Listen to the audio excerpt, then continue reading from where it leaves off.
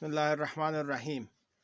اگر میخواهیم به بهترین شکل وضعیت اقتصادی ایران رو پیش ببریم که مشکلات اقتصادی مرتفع شود، بهترین راه این است که اقتصاد رو به دست روحانیون بدهند. البته 100%، بلکه هزاران هزار درصد. شما فکر میکنید مثلا من منگولم که دارم این حرف رو میزنم؟ برادران عزیز من، اینی که خدمتتون دارم عرض میکنم بر اساس آخرین مستندات جهانی است که من خدمت شما دارم عرض میکنم.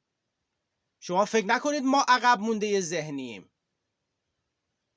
اقتصاد ایران مشکلش یک چیز فقط، اصلا دومی نداره. شما هرگز فکر نکنید که ایران مشکل اقتصادی دارد به این خاطر که مسئولین ایران بی سوادن. نه، دقیقاً اقتصاد دست اقتصاددان هاست، دست روحانیون نیست.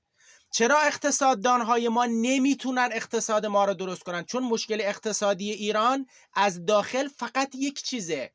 تمام اختلاس ها، راندخاری ها و مسائل دیگر برمیگرده به این یک چیز: اعتقاد به فاصله های طبقاتی، اعتقاد به تشریفات، اعتقاد به تجملات، اعتقاد به طاغوت. اینه مشکل اصلی داخلی ایران که باعث تمام فسادهای اداری و مالی می شود. این به خاطر این است که اقتصاد اسلامی رعایت نمیشه تو ایران. اقتصاد ایران باستان داره رعایت میشه.